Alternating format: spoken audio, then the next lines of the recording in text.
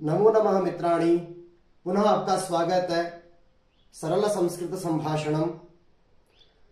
तो आइए दोस्तों, हम लोगों ने जाना अभी तक संस्कृत भाषा में शब्द वाक्य हम कैसे बनाते हैं। शब्दों से वाक्य बनाते हैं। पहले हम पद बनाते हैं। पद मतलब शब्द। हमारे यहाँ हमने जब बोला था कि दो प्रकार के शब्द अवश्यमेव ज्ञेय हैं, जो कि धातु रूप और शब्द रूप, जिनको हम व्याकरण की भाषा में बोले तो तिङंत रूप और सुबंत रूप। इन दोनों के ही प्रयोग से, उपयोग से हमें वाक्यों का प्रयोग होता है, वाक्य बनाते हैं। और इन सुबंत और तिङंतों को जानने से पूर्व भी हमने बोला था कि आपको वचन और पुरुष का ज्ञान होना आवश्यक है, जो कि हमने थोड़ा थोड़ा सीख लिया है। हमने थोड़ा थोड़ा प्रयोग भी करना सीखा कि किस वचन का, किस पुरुष का कैसे प्रयोग हम कर सकते हैं। तो दोस्तों, हमने कल जाना था कि जो धातु रूप होते हैं, जो क्रियावाचक शब्द होते हैं, वे कैसे बनते हैं, उनको हम कैसे उपयोग करते हैं। और यह बात आप एक ध्यान रखिए, जो हम आपको बताएंगे कि लास्ट में हमने लिखा है लिंग तीन प्रकार के होते हैं। तो दोस्तों, जो लिंग तीन प्रकार के होते हैं, पुल्लिंग, स्त्रीलिंग और नपुंसक लिंग, यह धातु रूपों के नहीं होते हैं।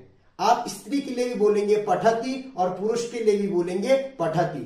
हिंदी में भेद है, पढ़ती है, पढ़ता है, चल जाती है, जाता है, लिखती है, लिखता है, परंतु संस्कृत में यह भेद नहीं है। इस बात को भी आप अवश्य में ध्यान रखिएगा। तो आइए दोस्तों, देखिए, धातु से हम हमारे यहाँ प्रत्यय कई प्रकार के होते हैं। स्त्री प्रत्यय है, कृत प्रत्यय है, कृत्य प्रत्यय है, सनादि प्रत्यय है, कई प्रकार के प्रत्यय, जिनमें से दो प्रकार के प्रत्यय अति आवश्यक है, जो कि सुप और तिंग। तो देखिए दोस्तों, धातुओं से जो तिंग प्रत्यय लगते हैं वो केवल धातुओं से लगते हैं।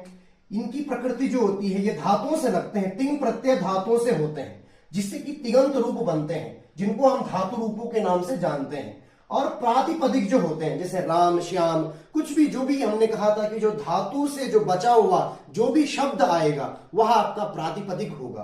तो प्रातिपदिक से हमेशा सुप प्रत्यय लगते हैं, उनसे सुबंत रूप बनते हैं, जिनको हम शब्द रूप, जो कि संज्ञा, सर्वनाम, विशेषण, क्रिया विशेषण, विशेष्य इत्यादि रूपों में प्रयोग होते हैं। इसी प्रकार देखिए दोस्तों, विभक्तियां, आपने सुना होगा विभक्ति संस्कृत में। तो विभक्ति वैसे तो पाणिनि के सूत्रों के अनुसार जो विभक्ति होती है वो दो प्रत्ययों की विभक्ति संज्ञा होती है। दो प्रकार के प्रत्ययों की, कौन कौन से? तो विभक्तिश्च एक करके सूत्र है। इस बात को न जान करके हम केवल इतना जाने कि विभक्ति सुप और तिंग ये प्रत्यय है। मैं आपको बता दूंगा कौन कौन से प्रत्यय सुप होते हैं, कौन कौन से तिंग होते हैं। इनकी विभक्ति संज्ञा होती है दोनों की। पर जो लोक में प्रयोग है, आपने सुना होगा, आपने पठती